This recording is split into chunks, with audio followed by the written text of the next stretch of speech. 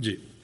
ولهما عن ابن مسعود رضي الله عنه مرفوعا ليس منا من ضرب الخدود وشق الجيوب ودعا بدعوى الجاهلية. جی یہ حدیث صحیح بخاری مسلم کی ہے اور اس کے راوی جناب عبداللہ بن مسعود رضی اللہ عنہ فرماتے ہیں کہ رسول اللہ صلی اللہ علیہ وسلم نے ارشاد فرمایا لیس منا من ضرب الخدود، صدمے پر اپنے رخساروں کو پیٹنے والا ہم میں سے نہیں. صدمہ لاحق ہو، کوئی عزیز فوت ہو جائے، اپنے رخساروں کو پیٹنے والا ہم میں سے نہیں ہے. وشق الجیوب، اور اپنے دامن کو پھاڑنے والا، اپنے دامن کو تار تار کر دے صدمے پر. ودعا بدعوى الجاہلیہ، اور جاہلیت کی پکارنے والا، جیسے عصبیت کی پکاریں، قومی تعصب، لسانی تعصب اور بہت سے تعصبات، جاہلیت کی جو بھی رسومیں بد ہیں ان کا طلب کرنے والا، ان کا دعوے دار. شیخ الاسلام کی کتاب ہے امور جاہلیت پر، اس کا مطالعہ بھی فائدے سے خالی نہیں ہے، بہت مفید اور کارآمد کتاب. تو فرمایا یہ بھی گناہ کبیرہ کی علامت ہے کہ جس حدیث میں لیس منا کے الفاظ ہوں کہ فلاں شخص ہم میں سے نہیں ہے، وہ گناہ کبیرہ ہوگا. تو جو شخص صدمے میں اپنے رخساروں کو پیٹے اور سینہ کو بھی کرے، بشق الجیوب، اور اپنے دامن کو پھاڑے، وہ ہم میں سے نہیں ہے. صدمے سے آنکھوں سے آنسو روا ہو سکتے ہیں، آنسو جاری ہو سکتے ہیں، یہ صبر کے منافی نہیں ہے. رسول اللہ صلی اللہ علیہ وسلم بعض اوقات رو پڑتے تھے، یعنی صدمات کو دیکھ کر. اپنا بیٹا آپ کا ابراہیم آپ کی جھولی میں دم توڑ رہا، اور یہ بڑے صدمے والی بات تھی. اس سے پہلے رسول اللہ علیہ وسلم کے اور بیٹے بھی فوت ہوئے. اللہ اکبر. یہ توحید کا نقطہ ہے کہ اللہ کے پیغمبر اپنے بیٹوں کو بچا نہیں سکے. پہلے بیٹے پیدا ہوتے ہی فوت ہو جاتے. ابراہیم تقریباً 1.5 سال زندہ رہا، تو اس کی زندگی کی امید ایک قائم ہو گئی. 1.5 سال زندہ رہا، لیکن 1.5 سال بعد وہ بھی فوت ہو گیا. اور پیغمبر علیہ السلام کی جھولی میں اس کی سانسیں اکھڑ رہی. اللہ کے پیغمبر کیا فرما رہے ہیں؟ فرما رہے کہ ان العین تدمع ان القلب یحزن، کہ دل میں غم ہے، حزن ہے، اور آنکھوں میں آنسو. ولا نقول الا ما یرضی ربنا، مگر زبان سے ہم کیا کہیں گے؟ صرف وہ کہیں گے جس میں اللہ کی رضا ہے. اللہ کی رضا کی باتیں ہو رہی ہیں. یہ پروردگار کا امر ہے، اس کی قضاء اور قدر ہے، اس کی رضا پر ہم راضی ہیں. وَإِنَّا بِفِرَاقِكَ يَا إِبْرَاهِيمُ لَمَحْزُونُونَ، ابراہیم تیری جدائی سے ہمیں غم بہت ہے، مگر پروردگار کا امر اس پر ہم راضی ہیں. یہ صبر اللہ اقدار اللہ. لیکن یہ رونا، آنکھوں سے آنسو بہانا، اس کے منافی نہیں ہے، اس کے منافی نہیں ہے. جی. وعن أنس أن رسول الله صلى الله عليه وسلم قال إذا أراد الله بعبده الخير عجل له العقوبة في الدنيا وإذا أراد الله بعبده الشر أمسك عنه بذنبه حتى يوافي به يوم القيامة. وقال النبي صلى الله عليه وسلم إن عظم الجزاء مع عظم البلاء وإن الله تعالى إذا أحب قوما ابتلاهم فمن رضي فله الرضا ومن سخط فله السخط. جناب انس بن مالک رضی اللہ عنہ سے مروی ہے یہ حدیث. فرماتے ہیں کہ رسول اللہ صلی اللہ علیہ وسلم نے ارشاد فرمایا اذا اراد اللہ بعبده الخير عجل له العقوبة في الدنيا. اللہ تعالیٰ جب کسی بندے کے ساتھ بھلائی کا ارادہ فرماتا ہے، اذا اراد اللہ بعبده الخير، کسی بندے کے ساتھ اللہ تعالیٰ بھلائی کا فیصلہ فرما لے، ارادہ فرما لے، عجل له العقوبة في الدنيا، اللہ تعالیٰ دنیا میں اس کو جلدی سزا دے دیتا ہے، اس کی سزا دنیا ہی میں دے کر ختم کر دیتا ہے. اس حدیث سے ایک تو یہ معلوم ہو کہ اللہ تعالیٰ اپنے بندوں کے ساتھ کتنی محبت فرماتا ہے کہ اپنے بندوں کی خیر کی تدبیریں فرماتا ہے، اپنے بندوں کے لیے خیر کے فیصلے فرماتا ہے، خیر کے ارادے فرماتا ہے. اللہ تعالیٰ جب کسی بندے کے ساتھ بھلائی کا فیصلہ فرما لے کہ میں اس بندے کے ساتھ بھلا کرنا ہے، اس کے ساتھ خیر کرنی، تو اللہ کیا کرتا ہے؟ اس کی سزا دنیا میں اس کو دے دیتا ہے. دنیا میں تکلیفیں، دکھ، درد اس کو لاحق ہوتے ہیں. ایک اور حدیث میں رسول اللہ صلی اللہ علیہ وسلم کا فرمان ہے من یرید اللہ بخیرا یصب منہ، اللہ تعالیٰ جس شخص کے ساتھ بھلائی کا فیصلہ فرما لے اللہ اس سے لیتا ہے، اس سے چھینتا ہے. مثلا صحت لے لیتا ہے، مرض دے دیتا ہے، اولاد دے کر چھین لیتا ہے، اس سے لیتا ہے، مال دے کر چھین لیتا ہے اس سے لیتا ہے. یہ اللہ تعالیٰ کی طرف سے بھلائی کا فیصلہ ہے. بھلائی یعنی ظاہر اس کا شر اور مکروہ ہے، بل حقیقت میں یہ بھلائی پر قائم ہے. اللہ تعالیٰ جس شخص کے ساتھ بھلائی کا فیصلہ فرما لے اللہ اس سے لیتا ہے. یہ بھلائی کا فیصلہ ہے کہ اللہ تعالیٰ اس کی سزا دنیا میں اس کو عطا فرما دے. جیسے نبی علیہ السلام کی حدیث ہے الحمى حظ كل مؤمن من النار، کہ بخار جو ہے ہر مومن کا جہنم کا حصہ ہے.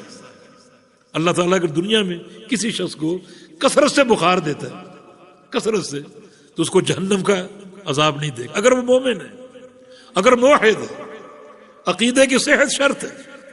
کثرت سے بخار ہوتا ہے تو یہ اس کی جہنم کی آگ کا حصہ ہے جو اس کو دنیا میں مل رہا ہے. پھر قیامت کے دن اس کو جہنم کا اللہ تعالیٰ عذاب نہیں دے گا. لیکن یہ مومن کے لیے. اور ایک اور حدیث رسول اللہ صلی اللہ علیہ وسلم کی صحیح مسلم، لا تسبوا الحمى، بخار کو گالی مت دیا کرو، بخار کو گالی مت دیا کرو. فوالذی نفسی بیدہ انہا لتنفی الذنوب عن العبد کما ینفی الکیر خبث الحدید. اس ذات کی قسم جس کے ہاتھ میں میری جان ہے کہ بخار جو ہے وہ انسان کے گناہوں کو یوں ختم کرتا ہے، یوں مٹا دیتا ہے جیسے کیر، یہ بھٹی جو ہے یہ لوہے کی میل کچیل کو دور کر دیتی. بھٹی میں لوہا ڈال دو تو اس کی میل کچیل دور ہو جاتی. فرمایا کہ اس طرح بخار جو ہے وہ مومن کے گناہوں کو اور اس کی میل کچیل کو دھو ڈالتا ہے. ابی بن کعب رضی اللہ عنہ نبی علیہ السلام کے صحابی، انہوں نے جب بخار کی یہ تعریف سنی، اتنی فضیلت سنی، تو انہوں نے اللہ تعالیٰ سے دعا کی کہ یا اللہ مجھے ہمیشہ بخار میں مبتلا کر دے، مگر اتنا شدید نہ ہو کہ میں نمازوں روز سے غافل ہو جاؤں، جہاد سے غافل ہو جاؤں. نہیں، اتنا ہو کہ میں تیری اطاعت کے کام بھی کرتا رہوں اور کسی نیکی سے میں قاصر نہ رہوں. حدیث میں آتا ہے کہ ان سے جب بھی کوئی شخص ملا، مصافحہ کیا، اس کے ہاتھ کو گرم پایا. اللہ تعالیٰ نے یہ دعا قبول کر لی. تو یہ ایک فضیلت ہے. صحابہ نبی علیہ السلام کے پاس آتے، اللہ کے نبی کو بخار ہوتا، صحابہ پوچھتے انک لتوعک یا رسول اللہ صلی اللہ علیہ وسلم، آپ کو بخار ہوتا ہے، آپ کو بخار ہوتا ہے؟ فرمایا کہ انی لاوعک کما یوعک رجلان منکم، مجھ ایک شخص کو تمہارے 2 افراد کے برابر بخار ہوتا ہے. اشد البلاء الانبیاء. یہ تکلیف، ان تکلیفوں پر صبر، یہ صبر اللہ اقدار اللہ، یہ ایمان کا بڑا مضبوط شعبہ ہے کہ نبی علیہ السلام فرما رہے ہیں مجھے 2 افراد کے برابر بخار ہوتا ہے. صحابہ کہتے ہیں کہ نبی علیہ السلام کی بعد اوقات ہم تیمارداری کرتے، آپ کو بخار ہوتا، ہم فاصلے پر بیٹھے ہوتے، اتنے فاصلے پر بھی اللہ کے پیغمبر کی بخار کی تپش ہم تک پہنچ رہی ہو. یہ صبر اللہ اقدار اللہ. فرمایا کہ وَإِذَا أَرَادَ بِعَبْدِهِ الشَّرَّ أَمْسَكَ عَنْهُ بِذَنبِهِ حَتَّى يُوَافِيَ بِهِ يَوْمَ الْقِيَامَةِ. اور اللہ جب کسی بندے کے ساتھ شر کا فیصلہ فرماتا ہے تو اللہ تعالی اس کے گناہوں، وہ گناہ کرتا ہے وہ، اللہ تعالیٰ ان گناہوں کی سزا دنیا میں نہیں دیتا، دنیا میں تکلیفوں کو روک لیتا ہے، حتیٰ کہ قیامت کے دن ان گناہوں کی پوری سزا دے گا. دنیا میں سزا نہیں دیتا، سزا روک لیتا. اب دنیا میں ایک انسان صحت مند، توانا، فرعون کے بارے میں آتا ہے کبھی اس کو سر میں درد تک نہیں ہوئی تھی. اللہ تعالیٰ کی ڈھیل ہے، نعمتوں کا پروردہ، اور کبھی کوئی مرض چھو کر نہیں گیا. لیکن یہ کوئی عافیت کا راستہ نہیں، خوشخبری نہیں ہے، بلکہ قیامت کے دن چن کر ایک گناہ کا جو ہے وہ اس کو عذاب ملے گا. اللہ تعالیٰ کا جب یہ فرمان نازل ہوا وَمَنْ يَعْمَلْ سُوءًا يُجْزَ بِهِ، وَمَنْ يَعْمَلْ سُوءًا يُجْزَ بِهِ، کہ جو شخص کوئی گناہ کرے گا وہ سزا دیا جائے گا، اس کو ضرور سزا ملے گی. یہ آیت کریمہ نازل ہوئی، صحابہ کہتے ہیں کہ ہم میں ایک کوہرام بپا ہوگی. گناہ تو ہر شخص کرتا ہے، کچھ نہ کچھ کرتا ہے، چھوٹا ہو بڑا ہو. اگر سزا ملے گی تو جہنم سے کون بچے گا؟ ابو بکر صدیق اللہ کے پیغمبر کے پاس آئے اور کہا کہ ہذہ قاسمۃ الظہر، یا رسول اللہ صلی اللہ علیہ وسلم اس آیت نے ہماری کمر توڑ دی. قاسمۃ الظہر یہ آیت، قرآن نے کہا جہاد کرو، ہم نے جہاد کیے، خون بہا دی، ندیاں بہا دی، کوئی مشکل نہیں، لیکن یہ آیت ہماری کمر توڑ دی اس نے. کہ جہنم سے پھر کون بچے گا؟ رسول اللہ صلی اللہ علیہ وسلم نے ارشاد فرمایا ابو بکر تم شاید کو سمجھے نہیں، الا تمرض تم بیمار نہیں ہوتے، الا تنصب تم تھکتے نہیں ہو، یہ تکلیف ہے، الا یصیبک اللأواء تمہیں تکلیفیں لاحق نہیں ہوتی ہیں، یہ ان گناہوں کی سزا جو دنیا میں مل جاتی ہے اور اللہ قیامت کے دن کے لیے پاک صاف کر دے گا۔ لیکن جو بندہ دنیا میں تکلیف زدہ نہیں ہوتا، بس فائدہ ہی فائدہ اور صحت ہی صحت اور بہتری ہی بہتری، اور وہ گناہ بھی کرتا ہے، تو اللہ رب العزت اس کی جو گناہوں کا معاملہ ہے وہ قیامت کے دن کے لیے رکھے گا، اور قیامت کے دن گناہوں کی ایک ایک گناہ کی پوری پوری اللہ تعالیٰ سزا دے گا۔ وقال النبی صلی اللہ علیہ وسلم ان عظم الجزاء مع عظم البلاء، کہ بدلے کا بڑا ہونا یہ پریشانی کے بڑے ہونے کے ساتھ، ابتلاء اور آزمائش کے بڑے ہونے کے ساتھ ہے۔ جتنی آزمائش بڑی ہوگی، مصیبت بڑی ہوگی، اتنا اس کا اجر بھی بڑا ہوگا۔ وَإِنَّ اللَّهَ تَعَالَى اذا احب قوما ابتلاهم، اللہ تعالیٰ جب کسی قوم سے محبت کرتا ہے، کسی خاندان سے محبت کرتا ہے، کسی گھرانے سے محبت کرتا ہے، اللہ ان کو آزمائش میں ڈال دیتا ہے۔ فمن رضی فلہ الرضا، جو ان آزمائشوں میں راضی ہیں ان کے لیے اللہ کی رضا ہے۔ ومن سخط فلہ السخط، اور جو ان آزمائشوں میں ناراض ہیں ان سے اللہ بھی ناراض ہے، ان سے اللہ تعالیٰ بھی ناراض ہے۔ تو آزماتا اللہ تعالیٰ، تکلیف اللہ کے امر سے آتی، اگر آپ اس پر ناراض ہوں گے تو یہ ناراضگی اللہ کے امر سے ہوگی، اس کے فیصلے سے، اس کی قضاء و قدر سے ہوگی۔ اسی لیے پیغمبر علیہ السلام کا فرمان ہے لا تسبوا الريح فإنها تأتي بأمر اللہ، ہوا کو گالی مت دو، اگر آندھی چلتی ہے اور آپ کو نقصان ہوتا ہے، گھر کی چھت اڑ گئی، کوئی دیوار ٹوٹ گئی، ہوا کو گالی مت دو، فإنها تأتي بأمر اللہ، وہ اللہ کے امر سے آتی، وہ اللہ کی مامور ہے، خود تھوڑی آئی، وہ اللہ کے امر سے آئی، وہ اللہ کی معمول ہے۔ تو یہ مقام بڑا تفصیل طلب ہے، بڑی اس میں لمبی چوڑی باتیں ہو سکتی ہیں۔ صبر اللہ اقدار اللہ پر عظیمت کا مقام ہے، تو اس مقام کو سمجھیں اور اس مقام کو سامنے رکھ کر اپنی تربیت کریں، اور جو صبر کے مواقع ہیں ان کو اختیار کریں۔ وقال المؤلف رحمه الله تعالى في باب ما جاء في الرياء وقول الله تعالى قل إنما أنا بشر مثلكم يوحى إلي أنما إلهكم إله واحد فمن كان يرجو لقاء ربه فليعمل عملا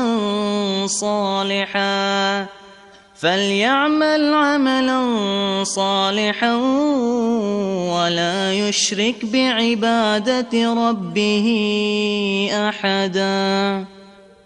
احسنت، بارک اللہ فیک۔ یہ باب ما جاء فی الریا، ریاکاری کا بیان، کیونکہ ریا کا تعلق بھی توحید سے ہے، اور ریاکاری کو نبی علیہ السلام نے شرک اصغر کہا ہے، اس لیے اس باب کو کتاب التوحید میں لائے۔ یہ بھی شرک اصغر، اور بعض ریا کی صورتیں یعنی شرک اکبر کو جا چھوتی، یعنی بعض ایسے امور ہیں جو شرک اکبر کو جا چھوتے، اس لیے ریاکاری کا معاملہ بڑا خطرناک ہے، انتہائی نقصان دہ ہے۔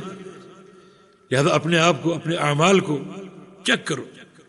امام اہل سنہ امام احمد بن حنبل کا قول ہے کہ جب بھی کوئی عمل کرو تھوڑا سا توقف اختیار کرو، ٹھہرو تھوڑا سا، کوئی عمل، نماز کے لیے جا رہے ہو، حج کے لیے جا رہے ہو تو کچھ توقف اختیار کرو، اپنے آپ سے پوچھو کہ نماز کے لیے کیوں جا رہے ہو، حج کے لیے کیوں جا رہے ہو۔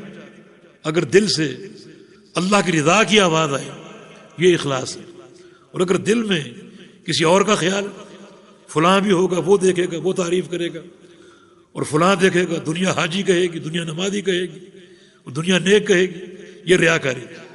اس ریاکاری کے اس خیال کو نکالو دل سے۔ المجاہد من جاہد نفسہ، حقیقی مجاہد وہ ہے جو اپنے نفس کے ساتھ جہاد کرے۔ اس پاپی نفس میں اگر ریاکاری کے جذبات ہے، لڑو اس سے، ان خیالات کو نکالو۔ تو عمل میں ریاکار کون ہے؟ جو عمل کے ابتدا ہی سے ریاکاری کی نیت لے کر آئے، وہ ریاکار۔ لیکن اگر ایک شخص اخلاص سے آتا ہے عمل کرنے کے لیے، اور عمل کے دوران اگر شیطان ریاکاری کا وار کرتا ہے اگر وہ ریاکاری کا جو وار شیطان نے کیا ہے اپنے دل میں وہ جاگزیں کر لیتا ہے، اپنے دل میں قائم کر لیتا ہے، یہ بھی ریاکاری ہے۔ لیکن اگر وہ شیطان سے لڑ رہے، شیطان ریاکاری کا وار کرتا ہے اور وہ اس کو نکالنے کی کوشش کرتا ہے، اپنے نفس سے جہاد کر رہا ہے اور شیطان سے جہاد کر رہا ہے، تو وہ شخص ریاکار نہیں ہے، یہ مجاہدہ ہے جس پر وہ اجر کا مستحق ہے۔ تو ریاکاری ایک ایسا گناہ ہے جو بندے کے اعمال کو برباد کر دیتا ہے۔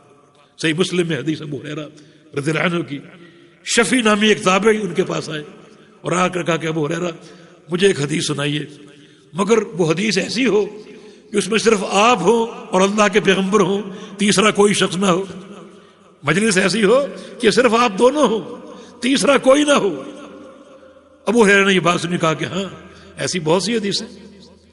اشارہ کیا سامنے ایک مقام کی طرف، وہاں ہم بیٹھے ہوئے تھے نبی علیہ السلام کے ساتھ، آپ بھی موجود تھے اور میں بھی موجود تھا، تیسرا کوئی نہیں تھا۔ اتنی بات کہی اور ابو ہریرہ بے ہوش ہو کر گئے۔ بڑی دیر بعد ان کو ہوش آیا، پھر شفیع نے کہا کہ وہ حدیث سنائی۔ شفیع یہ شین فا یا کے ساتھ ہے، ایک شفیع ہوتا ہے عین کے ساتھ، وہ نہیں، شفیع شین فا یا کے ساتھ۔ انہوں نے پھر تقاضا کیا وہ حدیث سنائیے۔ ابو ہریرہ فرماتے ہیں کہ اس مقام پر میں بیٹھا ہوا تھا نبی علیہ السلام کے ساتھ، پھر بے ہوش ہو کر گئے۔ 3 دفعہ ایسا ہوا۔ بے ہوش کیوں ہوئے؟ یا تو اس حدیث کے مضمون کو یاد کر کے، اور یا پیغمبر علیہ السلام کی صحبت کو یاد کر کے، کہ ایک زمانہ تھا نبی علیہ السلام کے ساتھ چلتے پھرتے تھے، اٹھتے بیٹھتے تھے، وہ ختم ہو گیا۔ صحابہ کی محبت، پیارے پیغمبر کی یاد ان کے دل کو تڑپاتی تھی کہ وہ صحبتیں ختم ہو گئیں، اللہ تعالیٰ کی وحی آنا بند ہو گئی۔ ابو بکر صدیق رضی اللہ عنہ اپنے دور خلافت میں عمر سے کہتے، عمر ہم سے ایک بڑی بھول ہو گئی، بڑی بھول ہو گئی۔ 6-7 ماہ گزر گئے اللہ کے پیغمبر کے انتقال کو، اور ہم نے ام ایمن کی زیارت نہیں کی۔ ام ایمن نبی علیہ السلام کی دائی، نبی علیہ السلام کی مرضعہ، نبی علیہ السلام کو دودھ پلانے والی، اس کی ہم نے زیارت نہیں کی، حالانکہ نبی علیہ السلام گاہے بگاہے جاتے تھے ام ایمن کے پاس، اور کبھی ام ایمن بھی آپ کے پاس آتی تو اللہ کے پیغمبر اپنی چادر اتار کے اس کے لیے بچھا دیتے۔ اتنا اس کا احترام، ہم اس کو بھول ہی گئے، فراموش ہی کر بیٹھے۔ عمر نے کہا فوراً چلو۔ اب یہ دونوں ساتھی ام ایمن کے گھر چلے گئے۔ ام ایمن دونوں کو دیکھ کر رو پڑی، زار و قطار رو رہی ہے۔ ابو بکر تسلیاں دے رہے ہیں کہ نبی علیہ السلام کی جدائی پر یقین ہم سب پریشان ہیں، لیکن یہ سوچو کہ اللہ کے پیغمبر اللہ تعالیٰ کے پاس ہیں، اللہ کی ضیافت میں اور اس کی مہمان نوازیوں میں، بڑے بہترین حال میں۔ ہم کہتے ہیں کہ ابھی تک وہ دنیا کی زندگی جی رہے ہیں۔ اللہ اکبر، کتنا بڑا ظلم ہے کہ اب تک وہ دنیا کی حیات قبر میں لیے بیٹھے، حالانکہ دنیا کی زندگی برزخی زندگی کے مقابلے میں بالکل ناقص، کوئی قدر و قیمت نہیں اس کی۔ ناقص ترین زندگی دنیا کی زندگی، جس میں دکھ درد، بیماریاں، پریشانیاں اور کیا کچھ نہیں۔ ہاں برزخی زندگی اگر اللہ کی رضا کے ساتھ ہو تو اس کا مقابلہ ہو سکتا ہے؟ جنت کی نعمتیں، اللہ کی رحمتیں ہیں۔ نادى مناد من السماء ان قد صدق عبدي فافرشوا له من الجنة والبسوه من الجنة وافتحوا له بابا من الجنة۔ یہ بندہ بڑا نیک ہے، اس کے نیچے جنت کا بستر بچھا دو، اسے جنت کا لباس پہنا دو، اس کی قبر میں جنت کا دروازہ کھول دو۔ کتنی کامیاب زندگی۔ اور ہم کیا کہتے ہیں؟ ابھی تک دنیا کی زندگی جی رہے۔ یہ کون سی محبت ہے رسول اللہ صلی اللہ علیہ وسلم کے ساتھ؟ تو ابو بکر صدیق فرمائے ام ایمن رونے کی ضرورت نہیں ہے، اللہ کے پیارے پیغمبر اللہ تعالیٰ کے پاس کتنے اچھے حال میں ہیں، کتنی نعمتوں کے اندر ہیں۔ ام ایمن نے کہا یہ بات میں جانتی ہوں، مگر میرے رونے کا سبب کچھ اور ہے، اور وہ یہ ولیکن اب کی علی الوحی الذی انقطع، جب تک اللہ کے پیغمبر موجود تھے آسمان سے وحی آتی تھی، رب تعالیٰ کے جو ہیں وہ فرامین آتے تھے، پیغام آتے تھے، اللہ کے پیغمبر کے جانے سے وہ سلسلہ بند ہو گیا، وہ سلسلہ ختم ہو گیا۔ تو ابو ہریرہ رو رہے ہیں، بلکہ غش کھا کر گر گئے، یا تو اس لیے کہ نبی علیہ السلام کی یاد آ گئی، یا پھر حدیث کے مضمون کو سوچ کر۔ مضمون حدیث کیا ہے؟ اول من یسجر علیہم نار جہنم، ان لوگوں کا ذکر ہے جن پر سب سے پہلے جہنم کی آگ کو بھڑکایا جائے گا۔ حالانکہ بڑے بڑے پاپی موجود ہیں، لیکن سب سے پہلے جہنم کی آگ کس پر گرم کی جائے گی؟ کس پر بھڑکائی جائے گی؟ فرمایا کہ وہ 3 طرح کے لوگ ہیں، اللہ کے سامنے قیامت کے دن باری باری پیش ہو رہے ہیں۔ اللہ پہلے بندے سے پوچھے گا ہاں بھائی کیا عمل لائے ہو؟ وہ جواب دے گا تعلمت القرآن وعلمتہ، یا اللہ قرآن سیکھا اور سکھایا، پوری زندگی ایک دینی ماحول رہا، علم پڑھا، پھر اس کو پڑھایا، میں دین کا داعی بن گیا، یہ میرا عمل ہے۔ عمل بہت بڑا ہے، مگر اللہ پاک فرمائے گا یہ ٹھیک ہے تم نے پڑھا پڑھایا، لیکن کیوں؟ لیقال قارئ، تاکہ تم کو علامہ اور قاری کہا جائے اور فضیلت الشیخ کہا جائے۔ یہ تمہاری چاہت تھی، یہ چاہت تھی۔ وقد قیل، سب کچھ کہا گیا، تمہاری بڑی تعریفیں ہوئیں اور لوگوں نے بہت تمہیں جو ہے وہ تعریفوں کے ڈوگرے تم پر برسائے، لیکن اب اسحبوا بہ الی النار، فرشتوں اس کو پکڑ لو، پاؤں سے پکڑ لو اور چہرے کے بل گھسیٹتے ہوئے جہنم میں پھینک دو۔ دوسرا پیش ہو رہا ہے، تم کیا لائے ہو؟ انفقت فی سبیلک، تیری راہ میں مال خرچ کیا، بڑا میں سخی تھا۔ اللہ فرمائے گا تم نے مال خرچ کیا، لیکن کیوں؟ لیقال جواد، تاکہ تم کو سخی کہا جائے، تمہاری سخاوت کے چرچے ہوں۔ وقد قیل، سب کچھ ہوا، لوگوں نے بڑی تعریفیں کی، تم بڑا سخی کہا۔ اسحبوا بہ الی النار، اسے بھی پکڑ لو اور چہرے کے بل گھسیٹتے ہوئے جہنم میں ڈال دو۔ تیسرا، تم نے کیا عمل کیا؟ قاتلت فی سبیلک حتی قتلت، تیری راہ میں جہاد کرتا رہا حتیٰ کہ شہید ہو گیا، زخموں سے چور ہو گیا، پورا خون بہا دیا۔ اللہ پاک فرمائے گا کہ ٹھیک ہے تم نے واقعی جہاد کی، لیکن کیوں؟ لیقال شجاع، تاکہ تم کو بہادر کہا جائے۔ وقد قیل، سب کچھ کہا جا چکا۔ اسحبوا بہ الی النار، اسے بھی پکڑ لو اور چہرے کے بل گھسیٹتے ہوئے جہنم میں ڈال دو۔ یہ ریاکاری، دکھاوے کا مرض، انتہائی قبیح ترین مرض ہے، اسی لیے پیغمبر علیہ السلام نے اسے شرک اصغر قرار دیا۔ قرآن پاک کی آیت قل انما انا بشر مثلکم یوحی الی، کہہ دیجیے میں تم جیسا ایک بشر ہوں، بس فرق یہ ہے کہ میرے پاس اللہ کی وحی آتی ہے اور تمہارے پاس وحی نہیں آتی، یہ فرق ہے۔ اور وحی کیا ہے؟ انما الہکم الہ واحد، کہ تمہارا معبود ایک معبود اللہ تعالی، اس کے علاوہ کوئی معبود نہیں۔ فمن کان یرجو لقاء ربہ فلیعمل عملا صالحا، جو شخص اپنے رب کی لقاء کا امیدوار ہے، اپنے پروردگار کی لقاء کا، ملاقات کا امیدوار ہے۔ اس ملاقات سے کیا مراد ہے؟ بہت سے مفسرین نے اس ملاقات سے مراد اللہ کا دیدار بیان کیا، اللہ کا دیدار جو قیامت کے دن ہوگا۔ اللہ تعالیٰ مجھے اور آپ کو عطا فرمائے، جو سب سے بڑی نعمت ہے، سب سے بڑی نعمت اللہ کا دیدار۔ لا یلتفتون الی شیء من نعیم الجنہ ما داموا ینظرون الیہ، جب تک اللہ کا دیدار جنت میں قائم رہے گا، جنتی جنت کی تمام نعمتوں کو بھول جائیں گے، یہ حور و قصور اور نہریں، دودھ، سب بھول جائیں گے جب تک اللہ کا دیدار قائم رہے گا۔ اتنی بڑی نعمت ہے۔ تو جو اس دیدار کو چاہتا ہے کہ مجھے یہ حاصل ہو، تو وہ کیا کرے؟ 2 کام کرے، فلیعمل عملا صالحا، نیک عمل کرے، عمل صالح کرے۔ عمل صالح کیا ہے؟ عمل صالح وہ عمل ہے جو اللہ کے پیغمبر کی سنت کے مطابق ہو۔ وہ عمل صالح ہو ہی نہیں سکتا جو سنت سے ثابت نہ ہو، یہ ممکن ہی نہیں کہ ایک صالح عمل آپ کو مل جائے اور اللہ کے پیغمبر اس سے محروم ہو، یہ ممکن ہی نہیں۔ عمل صالح کیا ہے؟ انا افضل العابدین، اللہ کے پیغمبر کہ پہلے عبادت کرنے والا میں ہوں، جو بھی عمل ہوگا، جو بھی نیکی ہوگی پہلے میں کروں گا، یہ سنت رسول اللہ صلی اللہ علیہ وسلم، یہ عمل صالح۔ تو اللہ کا دیدار چاہتے ہو، نیک عمل کرو سنت کے مطابق، اور ولا یشرک بعبادۃ ربہ احدا، اپنے پروردگار کی عبادت میں کسی کو شریک نہ ٹھہراؤ۔ یہاں شریک ٹھہرانے سے مراد ریاکاری ہے۔ اگر نماز پڑھو گے، کوئی عبادت کرو گے اور کسی غیر کو شامل کر دو کہ فلاں بھی دیکھ رہے ہیں، ریاکاری کی نیت، تو یہ شراکت ہے اس غیر کی، یہ شراکت۔ کوئی شراکت روا نہ ہو، اخلاص عبادت ہو اور عمل میں پیغمبر اسلام کی سنت کی مطابقت ہو، عمل صالح ہو۔ تو 2 عملوں پر قائم رہو پوری زندگی، اللہ تعالیٰ اپنا دیدار عطا فرما دے گا۔ بلکہ یہ جو آیت ہے یہ پورے دین کی روح ہے، پورے دین کی روح۔ یہ قاضی فضیل بن عیاض رحمہ اللہ علماء تابعین میں سے تھے اور بڑے عابد اور زاہد تھے، محدث تھے۔ ان کا ایک بڑا تاریخی قول ہے، وہ قول پورے دین کا خلاصہ ہے۔ سورہ ملک کی تفسیر کر رہے تھے، اللہ پاک کا فرمان الذی خلق الموت والحیات لیبلوکم ایکم احسن عملا. اللہ تعالیٰ نے موت و حیات کا نظام پیدا کیا، تم کو پیدا کیا اور پھر تمہیں موت دے گا. پیدا کیوں کیا؟ تاکہ تمہیں ایک امتحان میں ڈال دے. وہ امتحان کیا ہے؟ ایکم احسن عملا، کہ احسن عمل کون کرتا ہے، احسن عمل کا امتحان. پھر موت کیوں دے گا؟ تاکہ احسن عمل کے تعلق سے تمہارا حساب لے لے، کیونکہ مرنے کے بعد تم نے اللہ تعالیٰ کے پاس آنا ہے، کوئی مفر نہیں ہے. اس کے عمر سے پیدا ہوئے، اس کے عمر سے موت آئے گی، اور مرنے کے بعد اسی کے پاس جانا تاکہ تم سے حساب لے. تم حیات کیوں ہے؟ تمہاری آزمائش کے لیے. آزمائش کا نقطہ کیا ہے؟ ایکم احسن عملا، کہ احسن عمل کون کرتا ہے، سب سے خوبصورت عمل.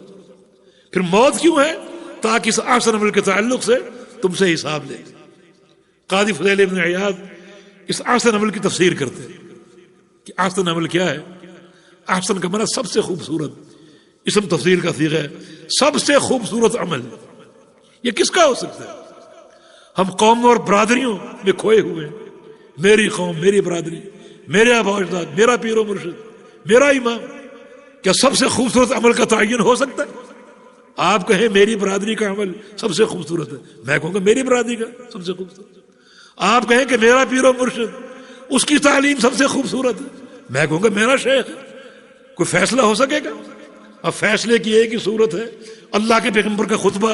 اما بعد فإن احسن الکلام کلام اللہ واحسن الہدی ہدی محمد صلی اللہ علیہ وسلم، کہ سب سے احسن کلام اللہ کا کلام ہے، اور سب سے احسن طریقہ، سب سے احسن عمل محمد رسول اللہ صلی اللہ علیہ وسلم کا عمل. تو قاضی فضیل بن عیاض اس احسن عمل کی تعریف کر رہے ہیں. احسن عمل میں دو چیزیں ہوتی ہیں، اخلص و اصوب. ایک تو بالکل خالص ہوتا ہے، دوسرا بالکل درست ہوتا ہے. خالص اور درست یہ اچھے عمل کی نشانی ہے.